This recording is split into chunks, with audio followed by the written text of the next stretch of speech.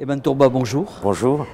C'est la deuxième fois qu'au GNLF, il y a une session sur l'Observatoire libanais de la sclérose en plaques, que tu coordonnes également, avec une thématique que vous avez choisie cette année. Donc, est-ce que tu pourrais nous dire, dans un premier temps, ce que c'est que l'Observatoire libanais de la sclérose en plaques et comment est née cette idée?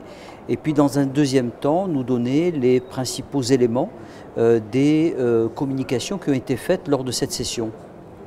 Oui, effectivement, l'Observatoire libanais de la sclérose en plaques est né au sein de l'Hôtel Dieu de Beyrouth, l'Hôtel Dieu de France à Beyrouth, c'est sa dénomination officielle, qui est affecté à l'Université Saint-Joseph, donc c'est l'un des 5 CHU libanais.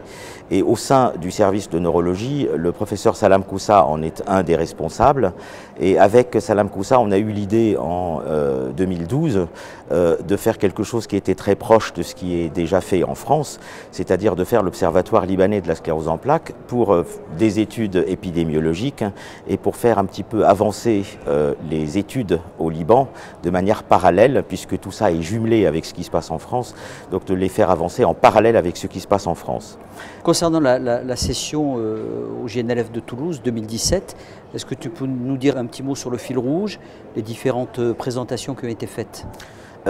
Tout d'abord, nous avons eu la belle surprise, mais bon, je pense que ça rentre dans ce contexte et dans cette dynamique de ce cru des GNLF que je trouve assez exceptionnel, où il y a une tendance qui est extrêmement importante, où les gens viennent tôt aux sessions et où ils sont avides de science. Et donc, dans cette dynamique, les salles et la salle de l'OLCEP de ce matin étaient pleines.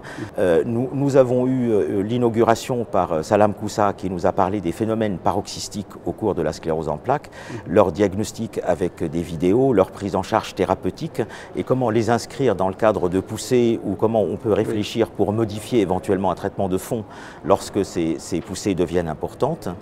La deuxième communication a été faite par Janine Elou, qui travaille aussi au sein de l'Hôtel Dieu, qui est une spécialiste du sommeil et de l'épilepsie, et qui nous a montré les travaux internationaux concernant les troubles du sommeil et la fatigue au cours de la sclérose en plaques. Le troisième exposé était fait par Ali Maboud, qui est aussi un médecin libanais qui a longtemps été formé en France, notamment à Paris.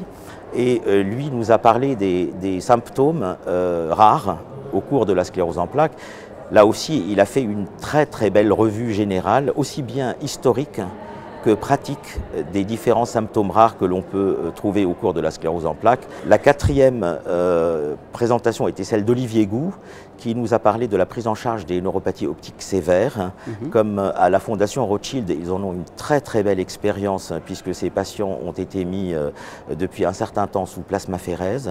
Donc il nous a donné la définition des neuropathies optiques sévères telles qu'on pouvait l'envisager parce qu'il n'y a pas de consensus sur cette définition. Et puis un timing pour commencer à envisager les plasmaphéreses à partir du moment où on était confronté à une neuropathie optique sévère. Il nous a donné son expérience sur la classification de ces neuropathies optiques non résolues, notamment pour la neuromyélite optique de De Vigue, MOC positive ou anti-aquaporine positive, et pour les neuropathies optiques dites idiopathiques pour lesquelles on n'a toujours pas de solution. Et puis la dernière communication était un cas clinique, là aussi un cas rare, d'une association sclérose en plaques oligodendrogliome, bien entendu avec une exérèse et une anatomopathologie à l'appui, et avec une situation assez difficile au cours de laquelle on a eu une revue générale sur les associations sclérose en plaques tumeurs. Et les oligodendrogliomes sont rares, je pense que c'est le 8e cas décrit dans la littérature, mais aussi quelles pouvaient être les interactions entre les effets inducteurs ou protecteurs des médicaments vis-à-vis de la survenue des tumeurs. Et la question, notamment pour ce patient, se pose quoi faire maintenant que ce patient a une sclérose en plaques active avec des antécédents d'oligodendrogliome? Est-ce qu'on peut le remettre sous traitement immunomodulateur ou immunosuppresseur et lequel? Très bien, mais écoute, sur cette belle dynamique, on espère avoir la 3e édition lors des GNLF à Bordeaux en 2018. En tout cas, on te remercie. Merci aussi aux organisateurs d'inclure cette session au sein de leur groupe. Merci.